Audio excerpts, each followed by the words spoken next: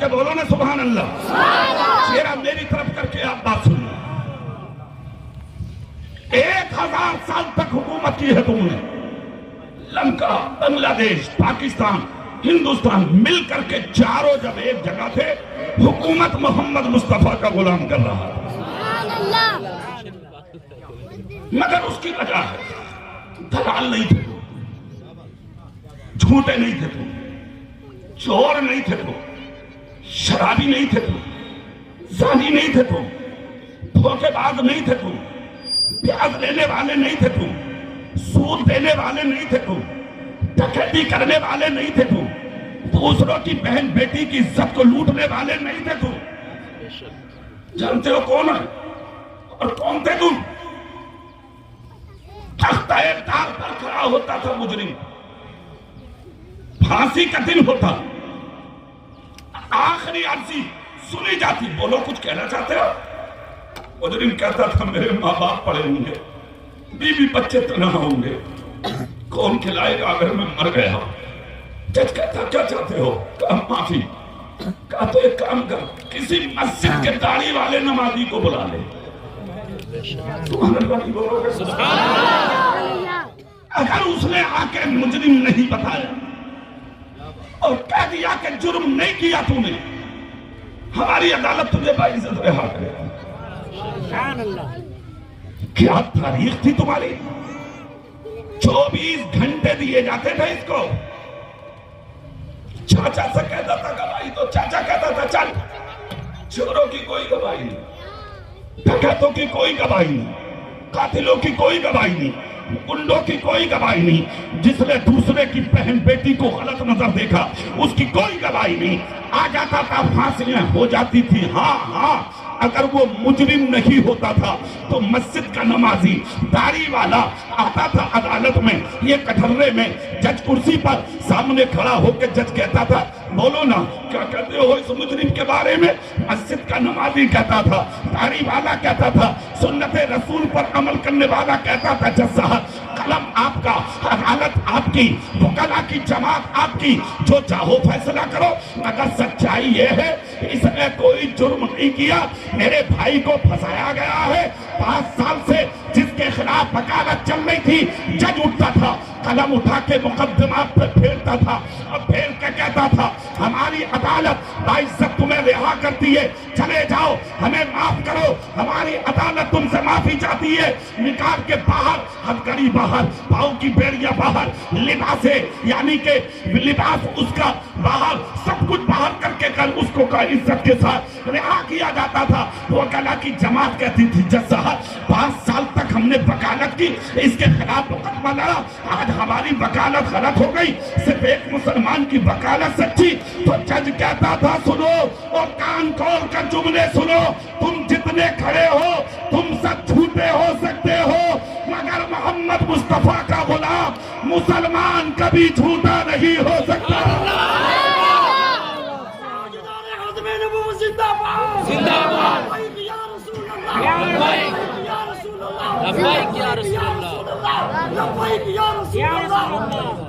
आज एक प्लेट बिरयानी के लिए झूठ बोलता हूं, 100 रुपए पर तय होकर अदालत में झूठी गवाही के लिए जाता है। कितनों के घर वीरान कर दिए, सीने में झांक, कितनों की औरतें बेवा हो गई, सीनों में झांक, कितनों के बच्चे यतीम करा दिए तूने, सीनों में झांक।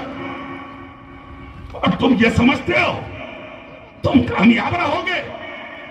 जुल्म का बदला दुनिया में उठाएगा तू तेरी नस्लें उठाएंगी और उठाना पड़ेगा तुझे। जालिम आसानी से नहीं छूटता है। किसी का दिल दुखा के अपने आप को कामयाब मत समझ।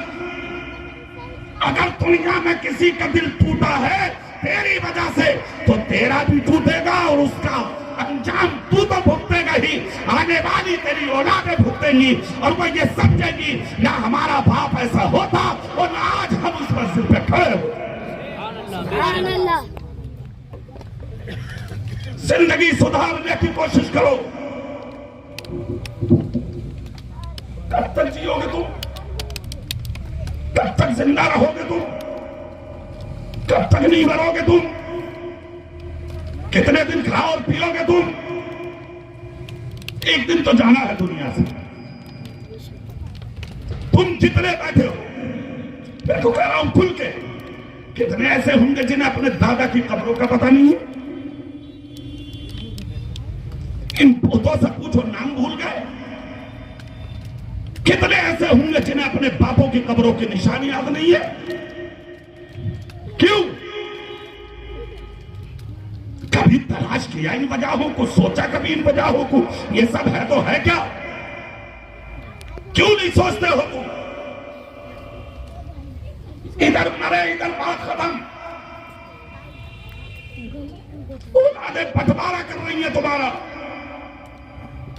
इधर दम निकला, इधर तेरी हवेली में टुकड़े, तेरी दौलत में टुकड़े, तेरे लिबास में टुकड़े, तेरी जिंदगी को तोड़ मरोड़ कर रख देती है औलाद।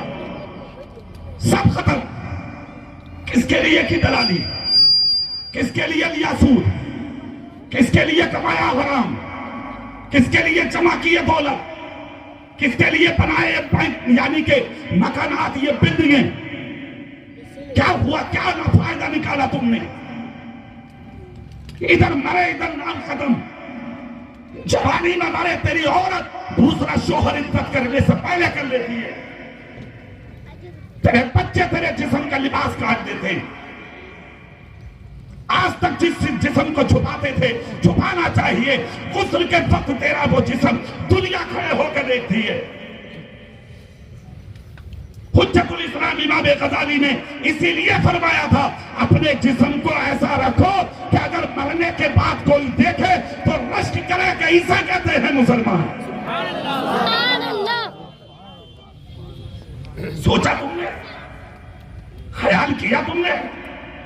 तसव्वुर किया तुमने? क्या सोच बैठे हो तुम? तेरी फातहा पे झगड़ेगी तेरी औलाद, डीजे के लिए, 20 रुपए के लिए, 40 रुपए के लिए, बरसी के लिए आपस में लड़ेगी तेरी औलाद। चैन से तेरी फातहा तक नहीं करेगी औलाद। इस औलाद के लिए हराम कमाओगे? इस औलाद के लिए जमा करोगे? तुम्हारी दास्ता तक भी न होगी दास्तानों में। खैरियत इसी में है। ऐसे बन के जियो, तुम मर जाओ और जमाना तुम्हें याद रखे। जोर से, जोर से। वो जिंदगी मिलेगी कैसे? तो वो ऐसे नहीं मिलती जैसे तुम तलाश करना चाह रहे हो। वो जिंदगी अगर देखना है तो मैं सुनाता हूं एक जिंदगी तुम्हें। एक नाम तारीख में आता